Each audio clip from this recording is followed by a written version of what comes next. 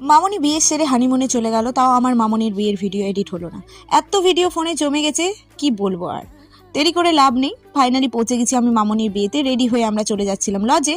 সেখানে গিয়ে ফুচকা দেখে আর লোভ সামলানো গেল না। এদিকে আমাদের বান্ধবীর রেডি হতে অনেক সময় ছিল, তাই ভাবলাম দুটো ফুচকা খাওয়াই যায়।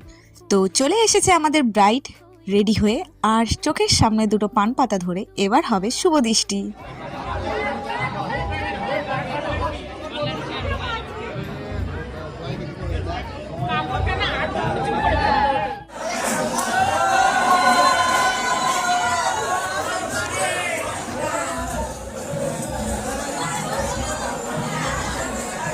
বাঙালি বিয়ের সব থেকে ইন্টারেস্টিং পার্ট হলো মালাবদল।